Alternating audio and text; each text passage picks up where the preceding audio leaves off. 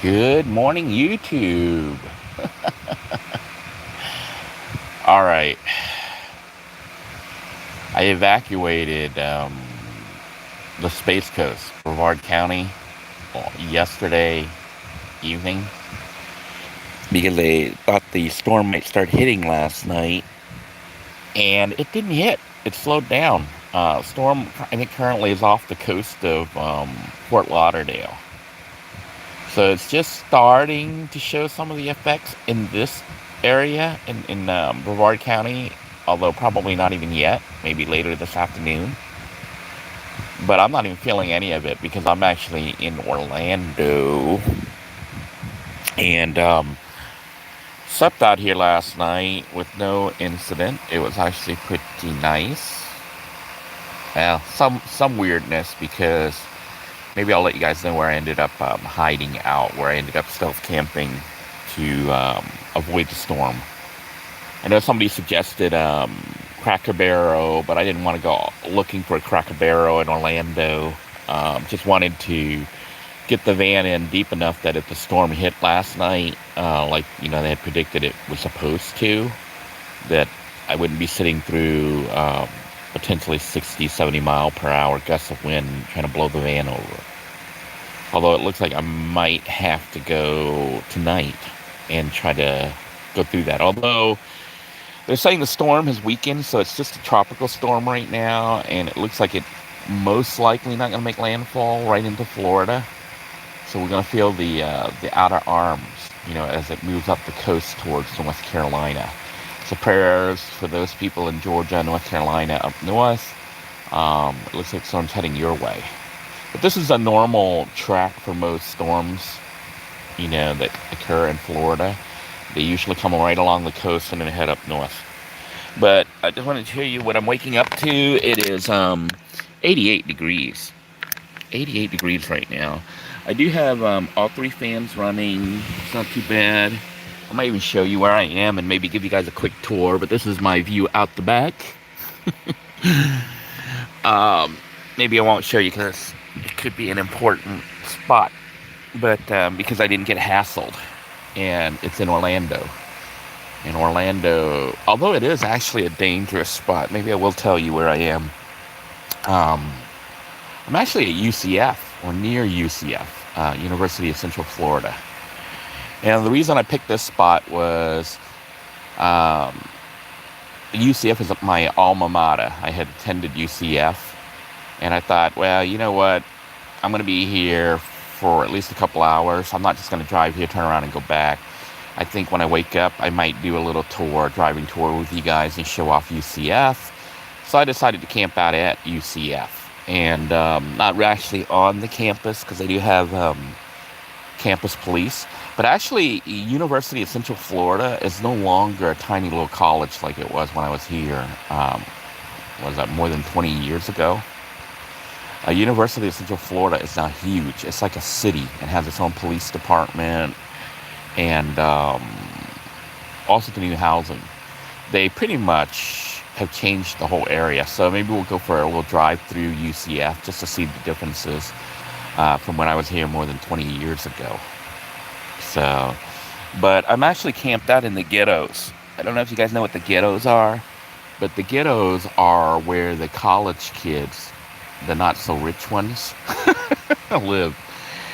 Basically, University of Central Florida has put up a bunch of new apartments that are very nice, but I suspect more expensive. But some of the older apartments, have always been here. They were called the ghettos. And those who've gone to college, you know what the ghettos are. The ghettos are basically where the not so rich students live. And what they are apartments that are older and kind of run down. And the college kids, like they'll pack anywhere from 3 to 5 people into one apartment. And I decided to choose to stay here just because, it was easier to blend in. But I didn't want to park at the apartments themselves because there were signs everywhere that said no no unauthorized parking. They would tow it at the owner's expense everywhere. And I think the reason they did that was because people were probably parking there and sleeping in their vehicles. So I took a risk parking here, but there was no sign immediately where I am because I'm actually in a parking lot to a business that's nearby. And the place was kind of deserted looking. I'll just show you a little bit of what it looks like out the window. You can see I'm actually in a parking lot and it's empty, and the apartments are nearby. There are signs everywhere. I don't know if we can see one of the signs from here that says no parking. But I'm at a business, and the business is empty. I don't know if it's shut down permanently or whatever. They tore down a lot of the businesses that were really popular here, and landmarks like China Club is where I used to eat at. It was the best Chinese food. Well, they had the best Mandarin chicken in the world.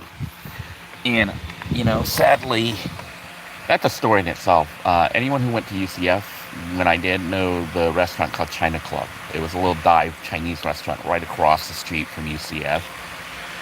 And they made the best Mandarin chicken in the world. And it was a spicy, hot chicken that had this red sauce on it. And I didn't realize how special it was. I mean, we did realize how special it was, but we didn't realize that it was the only kind in the world.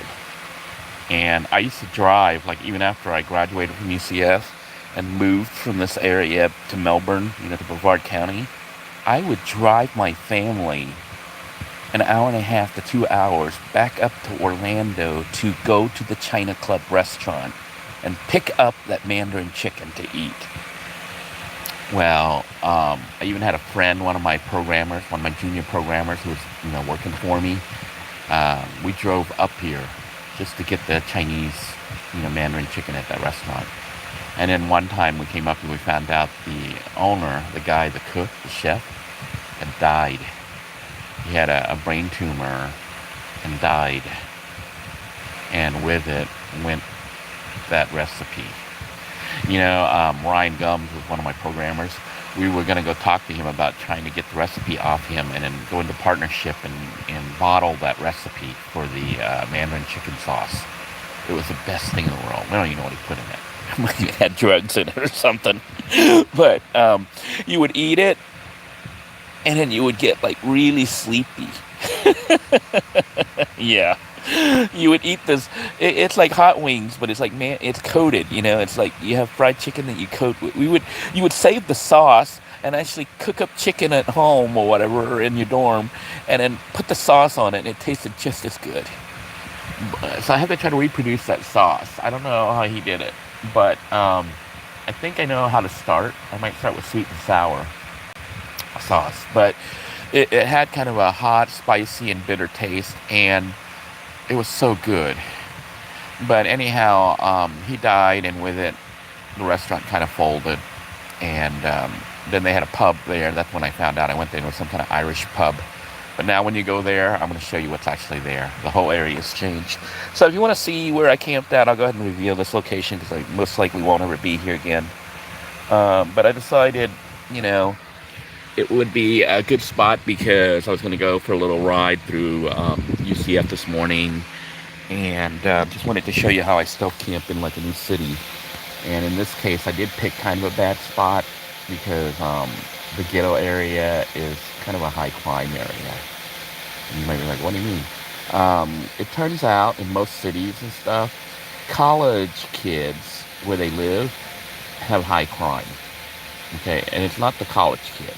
What it is the bad people, they know where the college kids are and they attack them. It's like most of the college kids that live in the ghettos are foreigners. They come here and they couldn't afford the expensive places. So I don't know if Americans realize, but a lot of colleges and universities that have foreign students, those foreign students are rich in their country, but when they come to America to study here, they're not so rich. They actually are kind of poor because they scrounged up all their money to get here. And on top of that, they don't pay regular American college prices. They have to pay a premium, so their college education usually costs 3 times more than what it costs an American person. So they pay more. They pay extra for the classes, and of course they get reamed on housing and everything. How do I know? I used to hang out with those foreigners. They were students from international students, and maybe I'll tell stories about that, about meeting the prince from various Middle Eastern countries, and how they do stuff, or how they used to do stuff, and why those countries like Dubai are so rich, and how they treat their people. And some people may not want to hear it, but in some ways, they were treated better than America treats its people as far as regards to resources that belong to the country. So maybe we'll talk about that during the drive, but I just wanted to show you what things look like. I am parked outside. Fan is running. I just shut off the back one here. I'm getting ready to shut off this other one. My wallet, get my keys. And you get to see how I get to the front area here from the back. I ended up not setting up the living room mode. I just drove straight here and came back here and shut off that fan. And I got one more fan up front here. So I got my little kitchenette up here, which I crawl over. But I turned this fan on me, and it actually can blow that way. I'm going to shut it off for now in case my hair gets caught in there. I don't need my hair being pulled through the fan. But I basically put these little arm things up, and I slide my butt right through. Because, this is a minivan. It's like a little escape. I always have to crawl through, and that's how I make it to nothing back. It is a mess in here. I just piled everything. I had the pizza from yesterday, which I'm going to toss.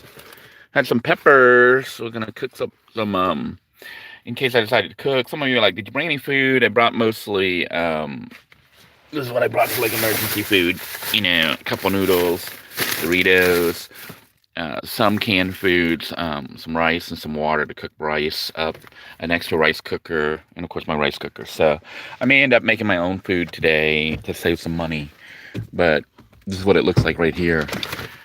See, the business is kind of abandoned. I think that used to be a Pizza Hut at one time, the one right up in front of me, but there's nobody here, and it was surprisingly not too bad. A little bit rough at times last night, because I did hear some college kids riding around in their car, making all sorts of noise. And then I heard some people screaming and stuff, like there was going to be a fight or something, because often there's a fight or something with the students out here. And sometimes people get attacked and mugged, Basically, they like mugging the college students, because people think those college kids have money, but they don't. I'm going to put this down while I set up my my camera thingy. But basically, let me...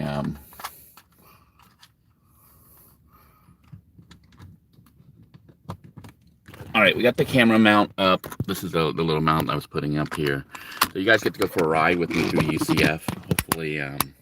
Hopefully I'll be able to give you guys a somewhat coherent tour. But it's been a while.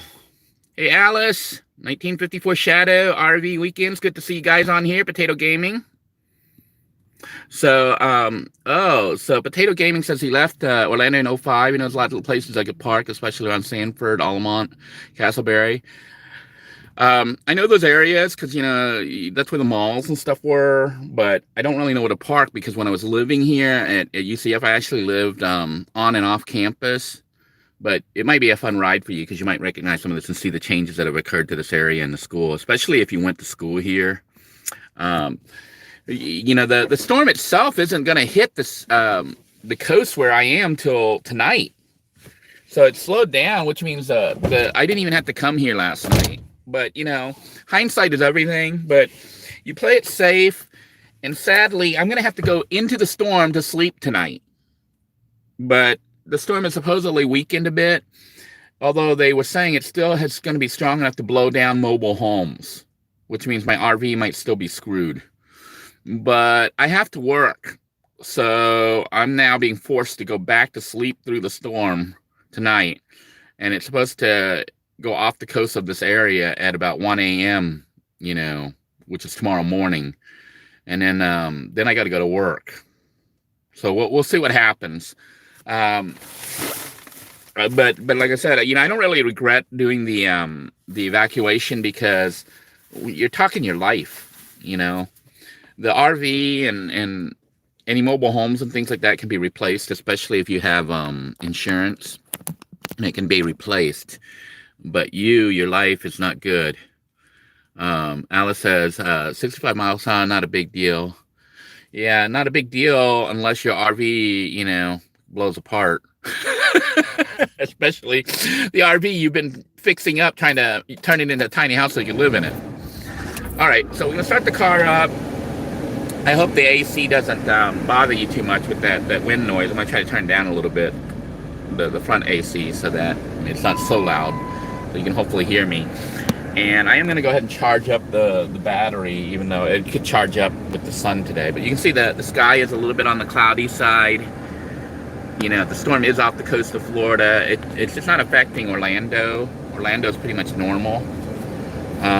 We're going to go ahead and try to go into UCF, and I'll talk about China Club right here, because China Club is actually, I am parked near China Club, the little restaurant that I was talking about, and I decided to come by here because I wanted to check out to see what happened to China Club. And what it is I'm trying to remember if it was on this side or the other side. I think it was the other side. So a lot of these restaurants, some were here before. This is a little strip of mostly food places is what they have here. But I don't know if you can see that big brown building over there. That big, huge brown building is a new apartment complex. That's where the China Club was.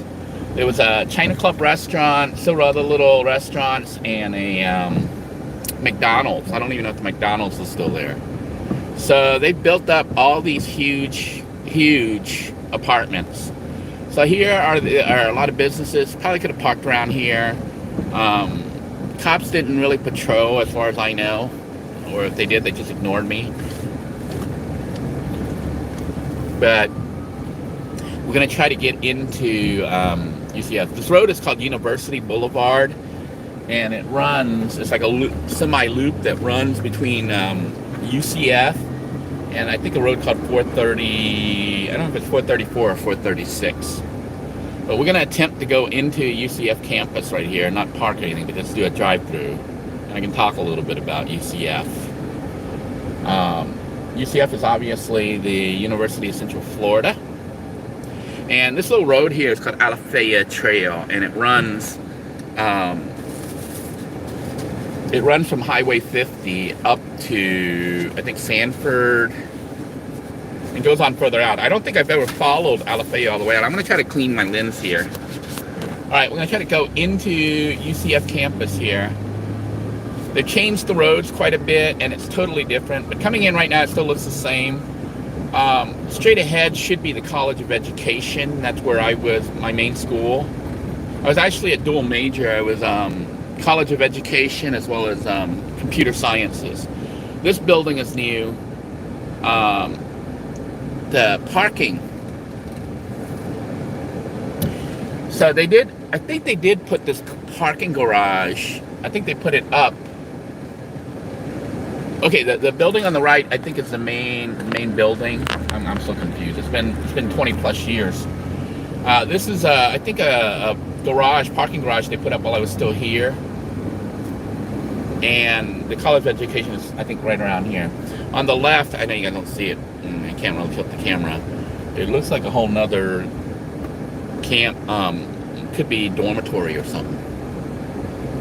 So yeah, this is on the right side is the parking garage for the College of Education. Actually, I have garage 1, garage 2. They put up multiple garages. Maybe they even tore down the one that was here before. But this is on this side is mostly the College of Education. Oh my God, I can't even tell where I'm going anymore. It's what it used to be was outside of UCF there was a loop. There was a circular loop around the college, and then out on that edge of the loop where all the rich kids live at the what do they call them? See, like Alpha, Xi, is it Delia? I think these are the girls. They have the sororities and the fraternities. So all the frats, the rich kids would live here. And how it worked were these buildings are, I know there's no light. These buildings are actually like houses. So it's like a frat house. And they call it a frat house because they're built almost like a house with like maybe 10, 20, 30 rooms in them. So it's like a little hotel. So here you can see, I don't know if you guys saw Revenge of the Nerds. You can see all the different fraternities and sororities. So this circle is still the same. And here where all the rich kids live. So they got in, and usually you had to be like a senior, junior or senior. As you got older and you went up in rank, they would let you move on to the frat house or the sorority house, and you lived there. Most of them look pretty empty. So it may be because it's summer, but I suspect it's coronavirus. Maybe the whole campus may be shut down. There's a couple cars here. They usually will have like somebody who runs it, almost like the leader of the house. It's not, they don't really run the whole fraternity or sorority, but they're like the keeper of the house. And they even have a thing called I know at the dorms they had a thing called an RA, a resident assistant, which would be basically another student who was working and would kind of maintain the place. There's a lake here where I never really used it when I was a college kid here, but you could go rowboating in it and stuff like that. And I think somebody actually drowned and died there while I was attending college here. So they got drunk and went out there and died. As far as Gemini, I think it is the other part of the loop. I never fully went through the whole area and drove. I don't know why I didn't do that. I guess as a college kid, driving around looking at things was the last of my priorities. I think I spent most of my time checking out girls. I'm trying to think what my life was like. No, actually I worked 2 jobs. I worked as a newspaper reporter, photographer for the UCF, I think it's called the Central Florida Future, the UCF newspaper. So I was like Spider-Man, I was the reporter there. And I would go around photographing people and stuff, and they paid me by the picture. I got like $20, $25 per picture that got published. So I would just go through, find something interesting, take pictures, get the cut line, fill up a whole roll and drop it off. So a roll might have about 4 or 5 stories on it, because I would shoot more than one picture of each event. And then so one roll was worth about $100 to me. I would drop it off. They'd pay me about $100 because they'd pull the stories from there, but usually they pulled 4 or 5, so I made $100 to $125 per roll. And usually I would spend a total of about 2-3 hours to shoot that roll. Now, I don't know if this road is new, but I don't know if you see all these buildings. They are new dormitories as well as like shopping. They have like Barnes and Nobles, which I went by. Maybe we'll loop back and go through, because it looks like we're heading back out. But this whole area here with all these buildings, this is like the city now. They built like yeah, I'm gonna try to do a U-turn here. This is the parking garage. This building here next to us, we're gonna try to make sure we can see it once I turn here. It's called the Kenneth Dixon Athletics Village. So maybe for people on scholarship, like I don't know, I'm just making stuff up because I don't know. But it says the Athletics Village, which makes me think the jocks live there, because there are dorms. And they may be jocks on scholarship, for the football. UCF's team is the Knights. And when I was here, the campus had grown to about 44 to 46,000. But I think now it's probably over 100,000 people going here. But here, this is all new. This is like, but I don't see cars anywhere. And the garages look empty. So I get the feeling that the campus is deserted. So you got Barnes and Nobles, more garages, and I'm pretty sure it's deserted because I don't see people walking around. And some of you are like, well, it's morning. Yeah, but normally on college campuses, there are always people out and walking around. I'm looking at it. There's no person walking out here at all. So it's like a ghost town. But this is all new, and it's got all these like Dunkin' Donuts and was that RWC Knights Plaza, Strength Mind, blah blah blah blah blah. I wonder if I can go through here. I'm gonna try to go through. So UCF is now its own little city that is deserted. And I can't really give you too much of a tour of this area because this used to be, I think, mostly fields. When I was here, it wasn't just fields, it was like forest. They used to have a really nice botanical garden here, which I didn't even see anymore. I don't know if it's the botanical garden is still here or not. But this is all new, and it looks like living area. They have little restaurant areas for people to eat, and of course, those are all not condos. Those are all, I think they're dormitories. I thought they were condos, but they may be dormitories because they're all evacuated. It's empty. This is like a ghost town. It's kind of spooky. And they have event parking here. I think there is an arena here. I remember bringing my children here to watch, I forgot what show it was. I don't know if it's like Disney on Ice or something. But we came here when my kids were still little, and they had opened up the arena, the UCF arena, for a show. You know, you had to buy tickets, obviously. But I brought the kids out here to look at it. And basically, that's the only time I've been back here. So there's a roundabout, I mean a little circular thing you can turn around here, but we're going to go back. There is the athletic field right here. I think we may actually be on the edge of the other side, so it's smaller than I thought. I don't know. Like I said, it's been more than 20 years. I can't even remember the roads, and they've changed the roads. American tickets. American tickets. I guess they sell tickets here. Night soccer.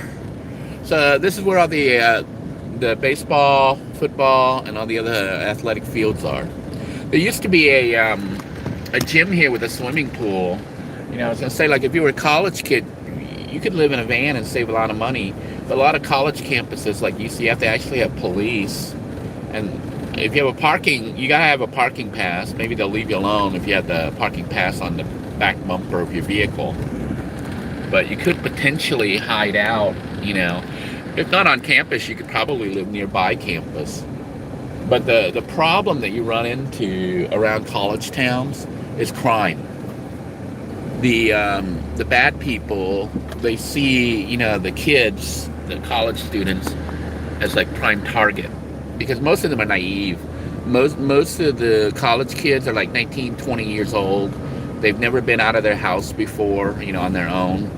So when they come to college and stuff, they tend to become very easy targets for bad people. And what makes it worse is the bad people see the people in college, you know, because they think that because somebody is going to college that they have money. Like when I went to college, I was working as a computer programmer for a company called 10 Key Publishing, and we did like electronic tax software filing and stuff like that. And I was working at the as a reporter for the newspaper for the school, and then I was going to college and I was taking extra credits to try to finish up school as fast as possible. So the average course load is like 12 credits. I was taking about 16 credit hours. I can't even find I can't find the dorms that I was at. Maybe they tore everything down. I don't know what happened. I can't even find the buildings of the college itself, like the College of Engineering, the computer science department, the nursing. UCF had a really nice nursing program. All those buildings are gone. They're not gone. I'm just probably on a new side of the campus and nowhere near the educational facilities. I might have to loop back and go back to the beginning to try to find it. So, yeah, I guess this episode is lost in UCF. Because I cannot... I'm going to try to go this way. I see the buildings over here. There are some buildings on this side. I might have got disoriented. Because the assumption I made was that this parking garage was the one by the education building, even though it looked like it was in a different spot. So now I'm beginning to think that the parking garage that they had for the education building, the one near the education building, may have been demolished. And so these garages, even though they look similar, might be totally new and in a different location. Or I'm just totally disoriented here. There's somebody walking out here. All the garages are closed. August, please use lot. So campus is still open. They still have some parking. but the garages themselves are closed. So I suspect the parking may be for the people who still live here. Yeah, this is all, I'm just randomly driving, so sorry I'm not a very good tour guide. The area has changed so much. Let's read here. The police station, the garages. I don't see any signs for the buildings. Before, when I was here, it was so simple. You know, they had the garage to one side and parking all around. It was all open field for parking, you know, with flat tar on the road for parking. And then you went to the buildings, and then in the center was a courtyard, and then they had the food court, and then they had the UCF night store. And then to the other side, you had all the different colleges. And something I learned when I was here was that I guess a college is just a school that teaches something. Like you have College of Medicine, College of Education, College of Engineering, or whatever. And then if you put all these colleges together, that's when you have a university. So a university essentially is a collection of colleges. All the colleges combined together under one school name, and they call themselves, here it is. This is the old campus. So these are some of the old buildings for the dormitories. I didn't live in these dorms. These are the multi-deck dorms, but some of my friends lived there. I'll show you the dorms I lived in. I think I lived in this. See, us as housing, this campus housing. They charge so much money for a room. You paid for one room that you had to share with 2 or 3 other people, and I think it was $400 to $600, which some people might say that's good. Well, that's by today's standards, but we're talking 20 years ago, and all you got was a little bed. It wasn't like it had anything. But this is where I lived, right here. I think I lived in a place called Polk Hall. They named these different buildings after the different counties in Florida. So this is housing where I lived. These little flat buildings here. And I was actually fairly involved when I was in school. This is the Commons area. I think there's a theater in there. I was on, what do they call it? Even though when I came to college here, I was actually a grown-up. I had already been in the military. I used my GI Bill to help pay for school, but that's a whole nother story of how that's kind of a scam. It was, at least when I was, you know, had just left the military and was utilizing the GI Bill. That was kind of a scam the way it went down. But I decided, even though I was older, and this is the cafeteria. I think this was the old cafeteria. I don't know if people still use it, but we would actually leave our college dorms and walk over and go in and eat. And you paid for the cafeteria. I think you had to pay like $1,800 a semester. So you prepaid it and you got a lunch card. You didn't pay cash, you prepaid for the lunch, and you had to have a card to go eat. Kind of like the military almost. And here's some more garages. I think these garages may be new. I don't remember them being here. And the wellness center would be the gym and stuff, even though this looks different. This looks totally different. Yeah, I can't remember any of this. This is like totally different looking to me. I think they demolished all the old buildings. There's another, you see a million parking garages everywhere now. I think they've landscape's totally different. I can't even remember any of it because it's all different. There used to be a little side road here, and then there was a gym. I think this might have been the gym, and there was a swimming pool. And then right when you go that way, which I'm not going to drive in there, that's where all the different schools are, and the colleges. And basically the colleges were just a building. It's just a building with a bunch of classrooms in it.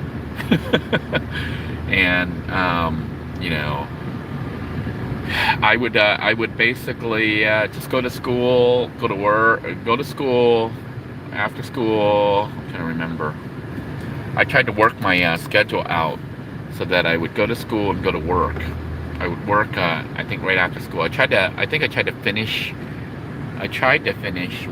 school in the morning by 10 or 11. So that was enough time for 2 or 3 classes that I went to. 2 classes in the morning. Afternoons, I would rush out. I think that's where all the campus buildings are over there, but I'm not going to go there. No left turn here. So this is the old parking. I think that used to be the old entrance, but they're saying one way now. Visitors Information Center right here, which never was used. People would come in and go straight into the main building here, the Welcome Center.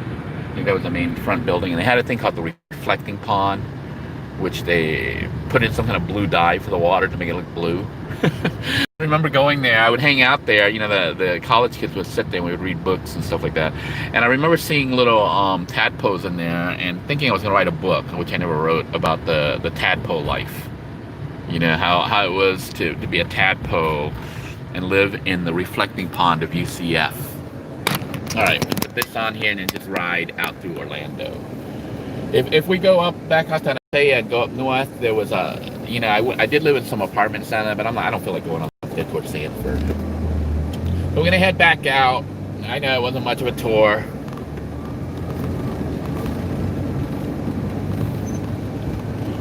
But I know a lot of you enjoy just the driving video, so you can kind of see what things look like. The sky is obviously looking dark because, and I see some sprinkles of water because the storm is off the coast of Florida and starting to affect.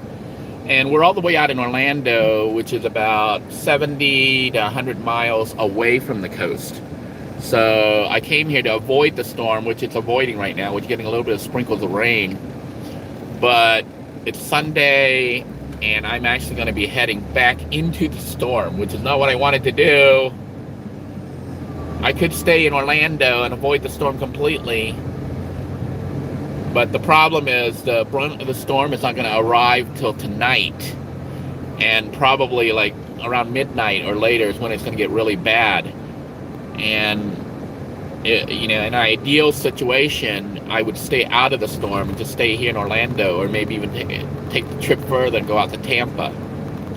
But I have to go back to work tomorrow morning, like really early in the morning. So as much as I don't want to, I'm going to drive into the storm, which is crazy, but I don't really have a choice. I mean, I do have a choice. I could call into work and say, look, I've evacuated because of the storm, but really I need to be there.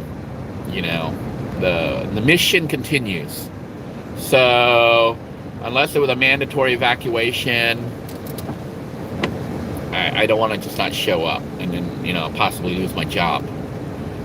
So we're heading into the storm, and you're seeing it right now. The storm is, the outer fringes of the storm is starting to affect Central Florida. And as I head more towards beachside, we're probably going to see worse. So if it's not too bad, we might even go for a ride through the storm just to show you the beachside access, what the storm actually looks like. It's not something I intended to do, but we're going to do it since we're heading that way.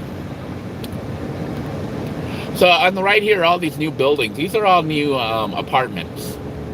Some were being built while I was here, but they tore down a lot of the old apartments.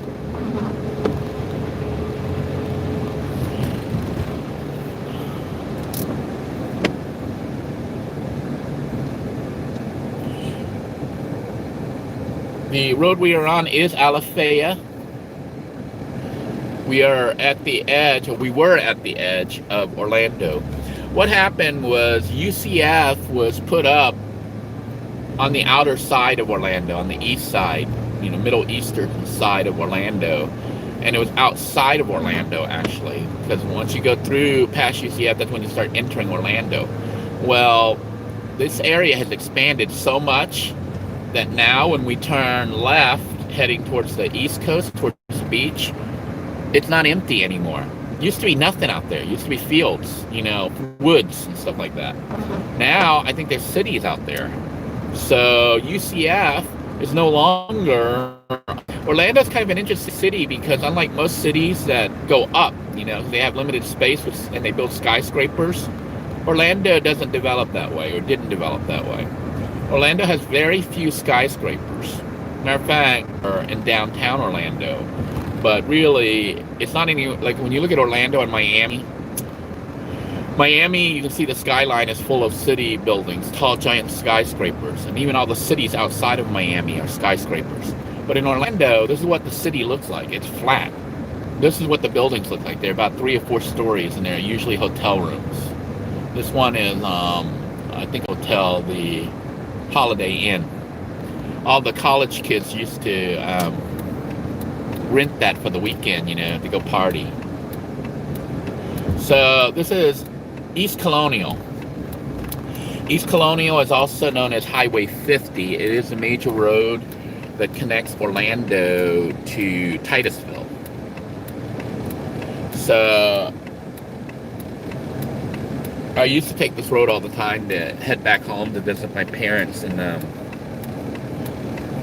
Brevard County. But yeah, this area still looks somewhat familiar. Most of the stores are still here, but they've got new stores, and they just expanded. So we'll get to look here. But you used to turn here to the left, and then there would be a beltway loop. I don't know if it was 407 or whatever it was. But then once you passed that beltway loop, you were out of Orlando. But I think now it's not like that. I don't know if you guys can see, we're parked and not moving, but see how fast the clouds are moving? See how they're moving? They're moving really fast. That's what it looks like with a hurricane van. And that's why, do you remember the other day I was telling you that the sky was clear, there were no clouds? What happens is the wind goes in a swirl pattern, and the clouds get sucked into that pattern. And then they start swirling around. So what you're looking at is a swirl. One of the arms seems to be moving south, from the south to the north to the west. So and the arm is moving. I can't remember. I'm looking at the way it's going. We're actually looking at almost the northern quadrant. It's moving west and south. So it's moving southwest on the upper quadrant. That means the storm is spinning counterclockwise. Yeah, we're looking at that arm, and it's the upper left quadrant.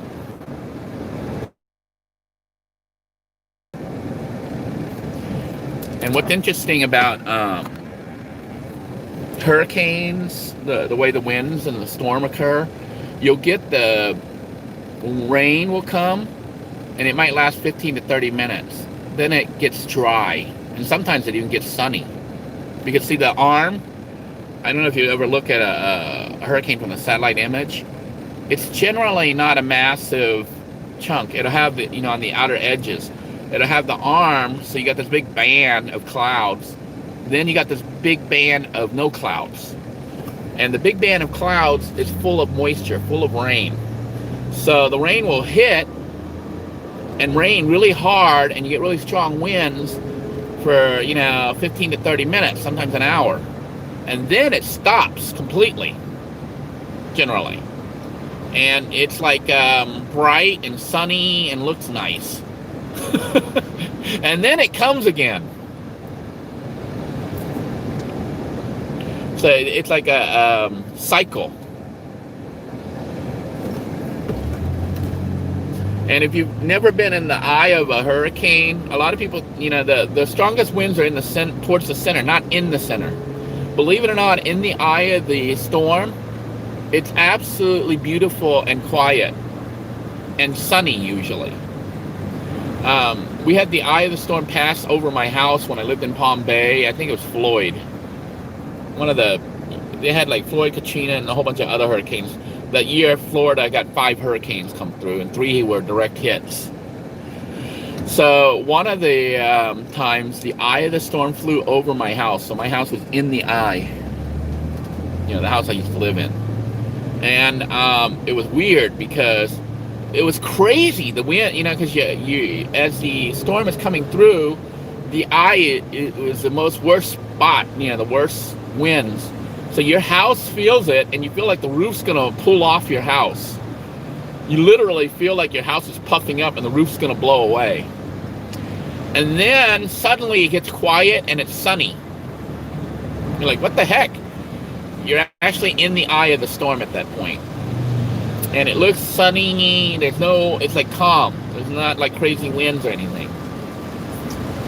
And then it starts back up again because you're at the other edge, the circle, the eye. You're at the outer edge of the other eye, about to hit the rear end of the storm. And so you can see the storm is picking up. We are riding into the hurricane. Well, it's considered a tropical storm at this point, not a hurricane.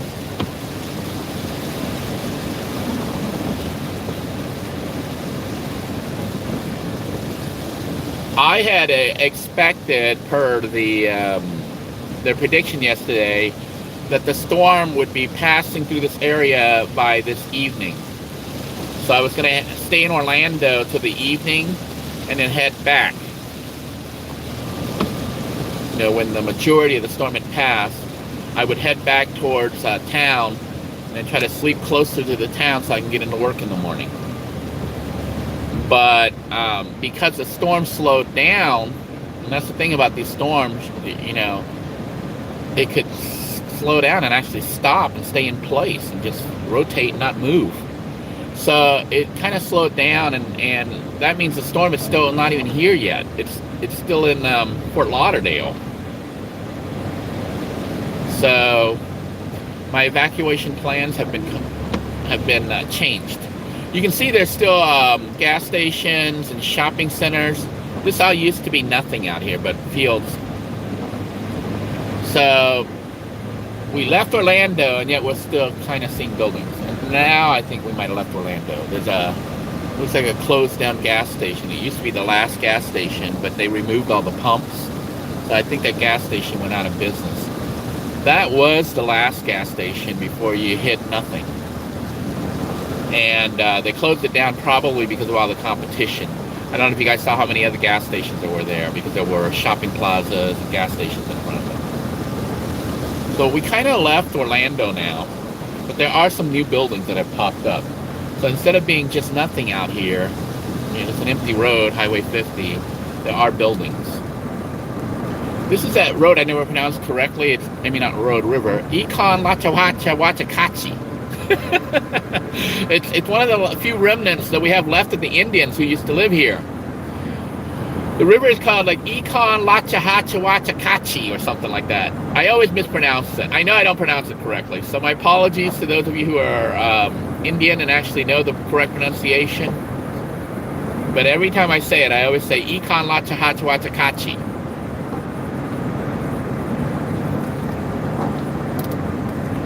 I might take you guys to a little park here. Let me think which way I want to go. Yeah, maybe I'll take you to a little park, Fort Christmas.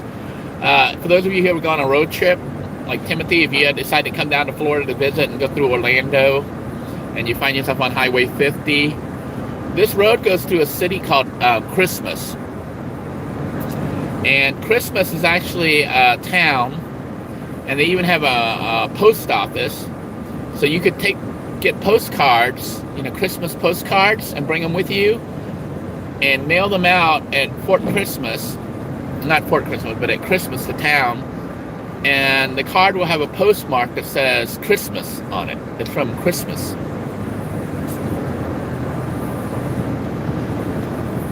So you can see we left the band already. Remember how it was just raining, pouring rain, and now it's kind of clear, although the sky's not clear. But the rain band, we left it.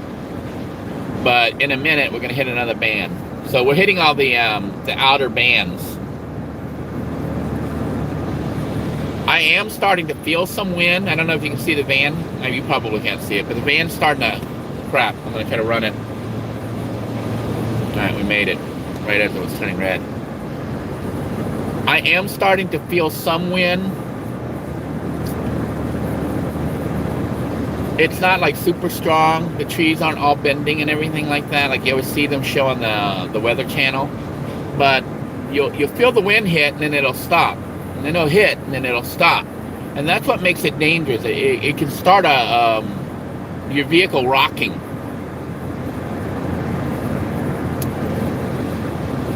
I don't know if you guys can hear the wind. Because we're going against the wind right now. We're actually going into the band. The band is moving west. We're moving east. So I'm driving into the wind.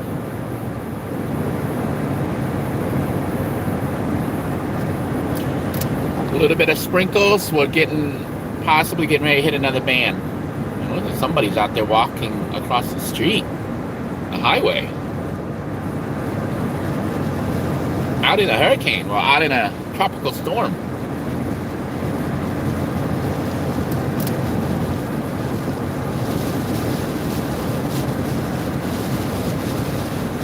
I'm actually starting to get cold in my vehicle with the air conditioning running. I think because of the moisture, it might have brought cold air outside. The AC tends to work better when it's cooler, obviously, outside. So I'm going to turn down the air a little bit because it's actually cold now in my vehicle.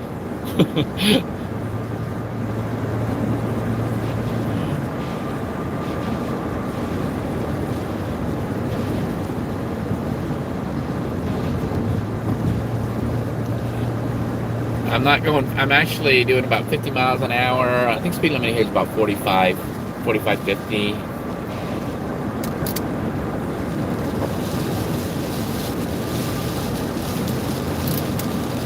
Looks like a police car parked out there. I don't know if it's an actual police or it was a damaged one. That's a auto wreck, car parts and stuff, salvage yard. The speed limit is 55, so I need to speed up a little bit. Over to the right here coming up, they have a big, huge racetrack where it's like not a major racetrack. It's like, I think the locals, they have their little races, and they have various different races. I know we can't see anything. Maybe I won't even show you, but the racetrack should be coming up here on the right, but we don't even want to see anything, so.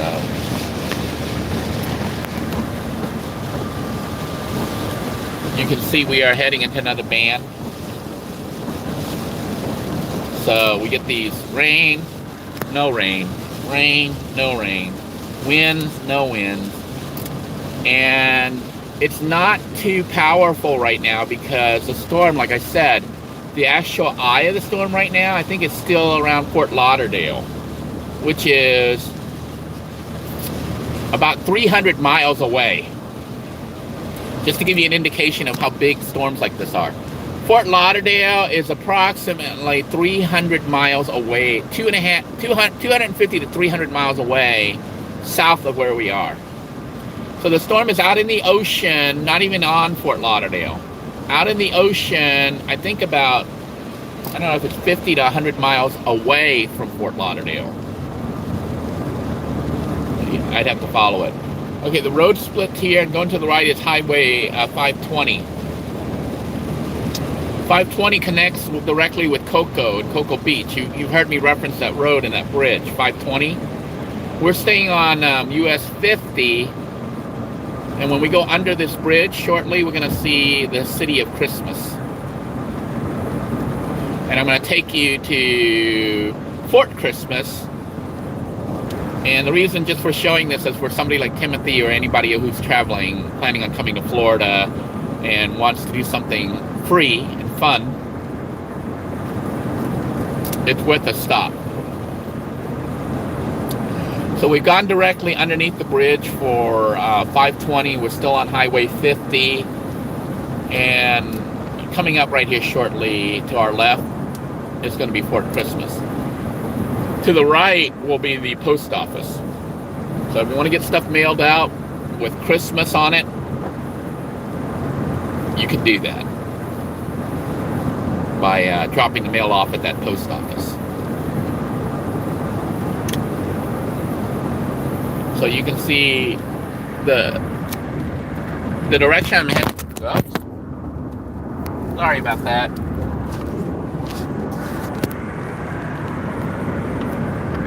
One of the falls of life.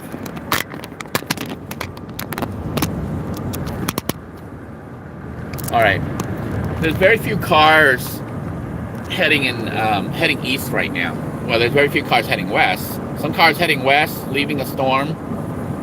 Very few cars heading east right now. I'm one of the few cars heading east because we're heading into the storm, which is stupid.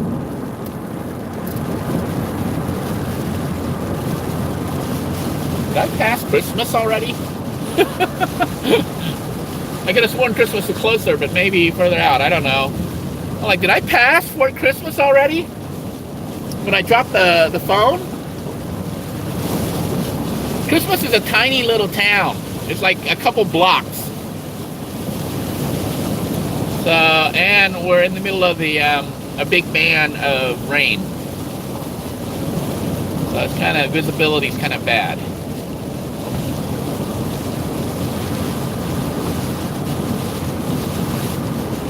I think we're coming on Christmas now.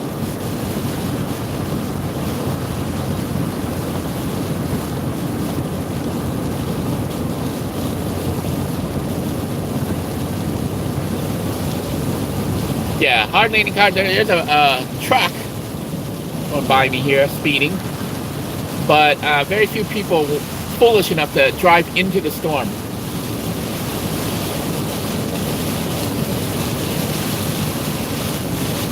I'm beginning to think I drove past Christmas when I dropped the phone.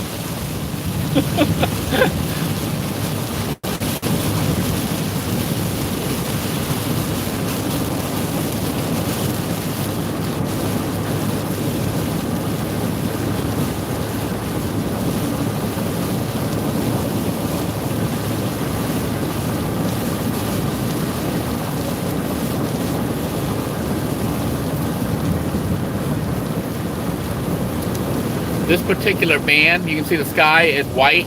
That's clouds, rain clouds. So this particular band is huge. See, it's not like entirely predictable because the bands are different sizes and different widths.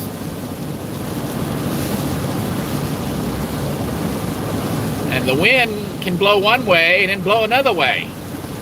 And then there's a potential for any of these storms to have a tornado in it. And a tornado will blow, here's a post office. So this is Christmas. We are now in Christmas. It says Fort Christmas. There's a brown sign here to the right. Fort Christmas Museum, Orlando Wetlands Park. So we're gonna go, that's why I thought I missed it. It's such a tiny little rinky-dink. There's a little Christmas tree here by the Fort Christmas Road, and there's a cemetery here where all the dead Christmas and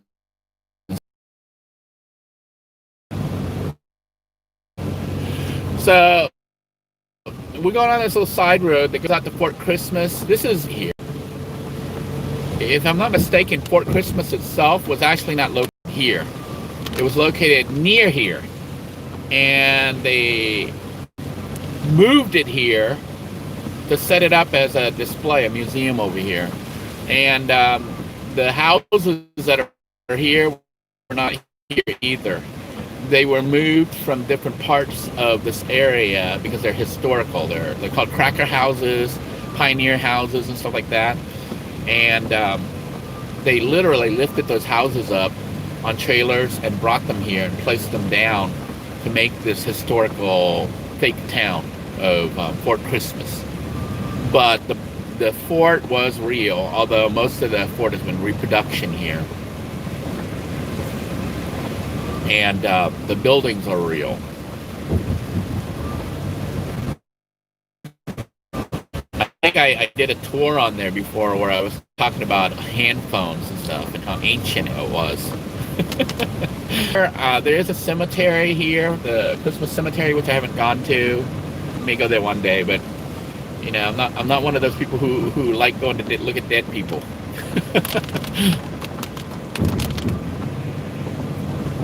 But basically, if you follow this road out through, there is a wetlands that you can go to. I've gone out there before, and you can spend an hour or two there walking around out in the woods.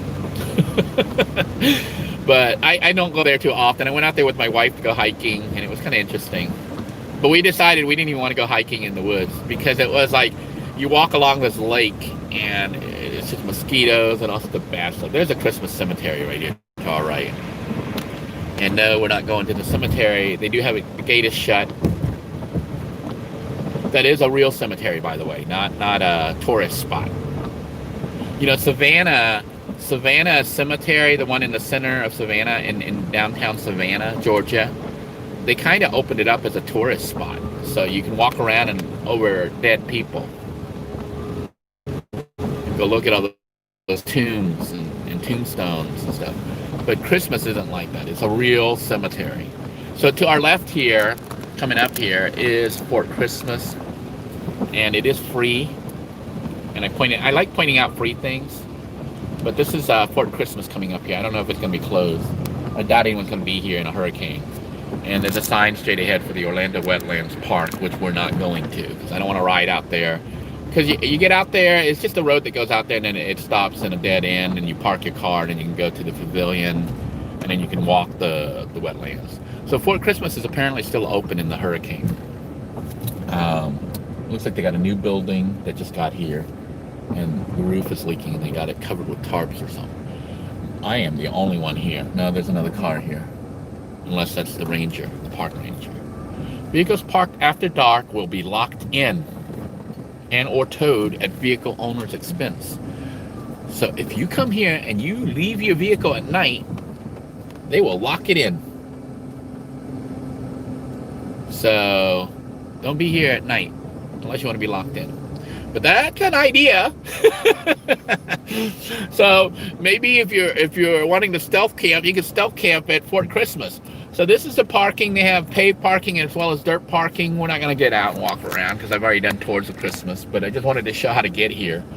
And you can see all the historical building. There is a little playground for kids. There is a nice bathroom there with running water and flushable toilet. Little picnic pavilions where you can eat. And the fort right here is a wooden fort. And if you've never seen an actual fort, you get to see that they're actually kind of small. Because a fort is actually, the old forts, they were designed to hold like a regiment, a small little group of soldiers. So there might have been like 20 to 40 people assigned there. So, you know, and the soldiers, I guess, just kind of slept on the ground or in tents inside the fort. And what the fort is essentially, let's try to go up closer. What the fort is essentially is just like logs that they put to make walls. And then they put these towers on there, and I guess the commander or whatever might live in one of the towers. But they have little holes at the top for the guns to point out, to shoot at whoever's coming. So I don't know if you see those little notches there along there. Those are where the gun holes are. So the soldiers could peek through there and pull out little muskets and shoot. And they have, we'll go a little bit closer here. They have historical stuff like the guns and other stuff in there for you to look at. I don't know if those videos got unpublished. I've been republishing a lot of old videos, but if you're interested, you might look it up. It's Fort Christmas. They had modified this and they put in air conditioning. It's really nice in there now, nice and cool with AC. And basically, the walls just keep the people out. The soldiers go up on the towers and shoot. And they only have two towers, one on each opposite corner. And then inside there's like a bunkhouse where they store all their supplies. And then they have a munitions storage building and I think an outhouse in there. So there's not like a lot of stuff in there, but enough to protect the soldiers. And then if you come this way, this is all free. You don't have to pay. There's like old buildings and stuff. So I'm gonna go and drive through just so this is kind of a drive-through tour. We're not getting out. But they have a netted pavilion area so you can eat without getting eaten by mosquitoes, because there are mosquitoes and stuff near here because there's water. There's a creek nearby. Can't park here, but you can drive through and loot. There's the old cracker houses, the really old ones from the 1800s and the 1900s moved here. So you can go and actually look and go inside them. They've blocked off some of the rooms now, so you can't go up to the stuff because I guess people were touching it and all sorts of stuff. But you can actually go inside unless they blocked it off from coronavirus. But you can go inside and actually look around and see the stuff, the real stuff. You know, they collected all the tools and kitchenware and things like that of how the people lived. And there's family pictures and stuff. These were usually donated by the families that are still around. And like this one here has a porch. You can actually sit unless they remove them all. Yeah, I still see it there. There's a rocking chair. See, I think there's a rocking chair. There used to be rocking chairs. But you could sit and take pictures. And Fort Christmas, if you come here, you could spend probably a whole day, half a day to a whole day exploring. So looking at the old buildings, taking pictures, learning about the pioneers, looking at the fort, and then if you get tired and sick of looking at, the forts and stuff, you could go to the wetlands. Maybe I'll drive by there just to show you what the road looks like, and then we're gonna end the broadcast for now. So we'll go look at the wetlands. This is the bathroom. It is a very nice bathroom. I see a line across it, so I think the bathroom is blocked off due to coronavirus. Yeah, I think the bathroom is fenced off, so I don't think it's open. These little white buildings were from the local people who were living here, and one of these buildings they I don't know if it was originally a school or they made it into a school, but they were showing what like a school looked like back in the day. So they had like two buildings that they made into this little, how they had the one classroom school, they would mix all the kids into the same school. So this building is a classroom, and then they have behind it another classroom, so there's like two classrooms. And then these are the different houses, which, my wife and I were looking into like off-grid living and stuff, and these houses were built, to be off-grid. They were done when there wasn't electricity and stuff. So if you look at their design and stuff, their design is relatively simple, and they could be built potentially by one person or two people. And they're actually pretty nice. You notice the designs lift off the ground because this is in Florida and it's kind of swampy, but it also allows airflow underneath. That keeps the building kind of cool. And of course the windows and stuff are all over the place for cross ventilation. And like I said, a lot of the buildings we were looking at, I took a lot of pictures, just to reference how they did the joints and all that. They could potentially be built by one person. Most of the buildings were probably about 400 to 800 square feet, really small. So a smaller building, a smaller house makes it easier to manage. And I'm looking at these buildings and I'm like, well, they're very functional, and a lot of them had like 2 or 3 bedrooms. And they also had like a kitchen, a little tiny living room area with a fireplace, some of them. But I was thinking, if you got like one of these buildings, this size and stuff like that, you could potentially install solar and a little window air conditioning unit in your bedroom, and you could have air conditioning off grid. You would need, my determination for a minimal power system to live off grid, this is what I suspect you will need based on what I know from the RV of power storage. Fort Christmas Road. But this road goes to the wetlands. So we're gonna go towards the wetland. The rain is gone. It looks like a nice day, but in a few minutes, it's gonna get bad.